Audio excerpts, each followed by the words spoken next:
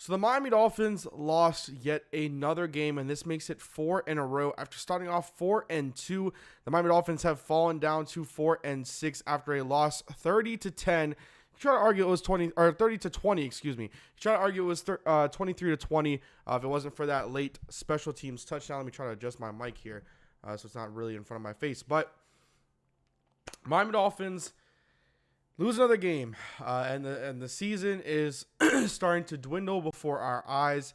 And as fans, I know that sucks, and it feels very, very bad. It kind of feels, it's depressing, as a fan to see your team continue to lose and to continue to not perform the way that we all expected them to at the beginning of this season, and the high hopes that we've had. Now, you can argue that there are things that happen that are just out of the Dolphins' control. Hurricane Irma, injuries, all this other stuff. I mean, the past 5 games, dating back to the game against the Jets, it has been awful officiating on the side, towards the Dolphins. Calls that are just should never have been called in the first place. But besides all of this, one thing stands true.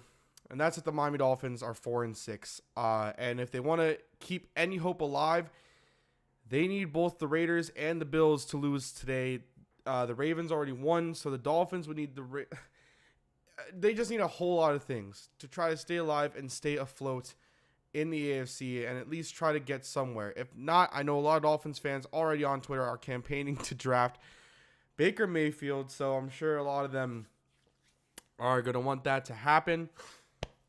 Excuse me for the phlegm in my throat. But look, the game itself, defensively, they did all they could.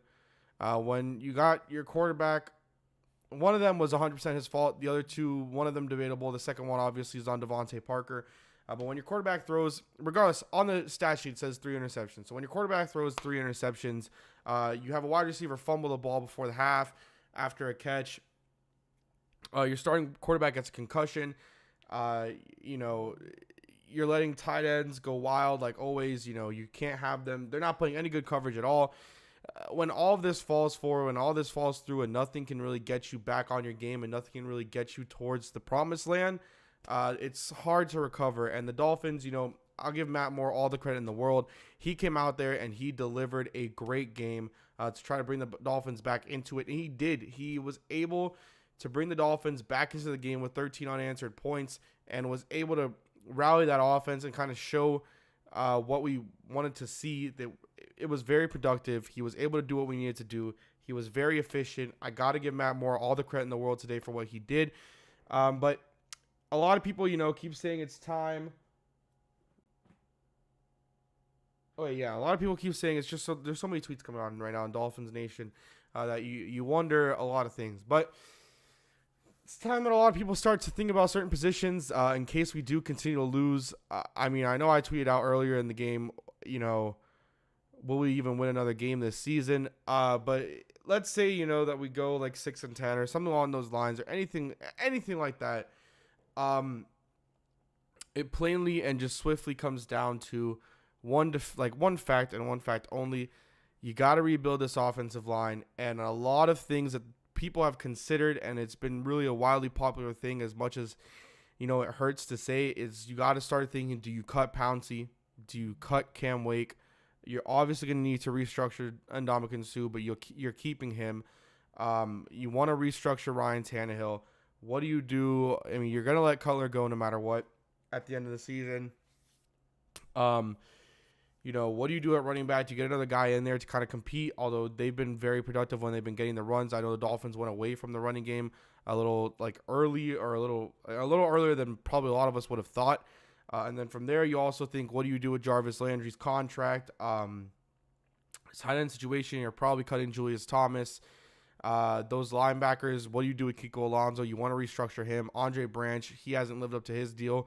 What do you want to do with him? You probably want to restructure him.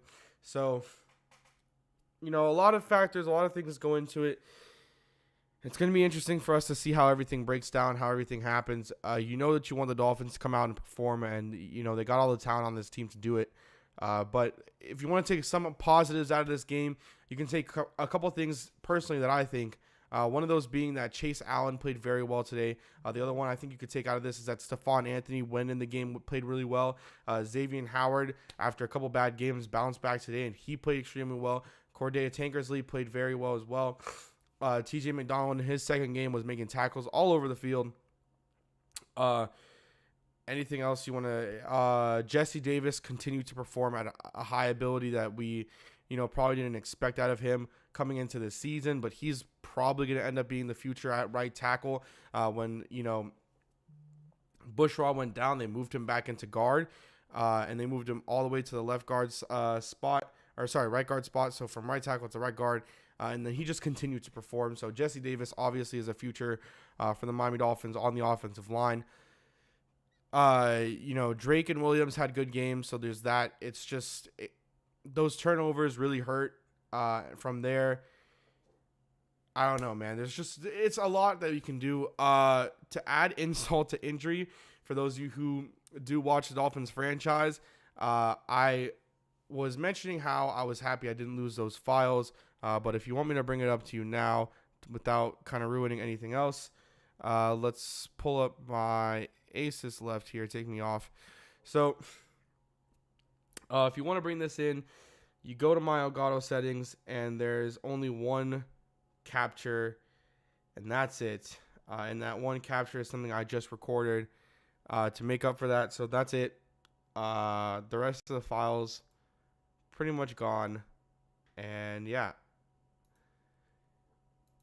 Nice. But you see there a little teaser, sneak peek, I guess. There's my tweet. But it'll just be interesting, guys. It'll be interesting to see what happens, and hopefully, we can get a couple more wins and kind of muster up something to kind of have some hope towards the end of next season.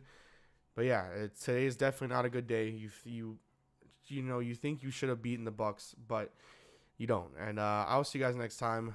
As always, peace.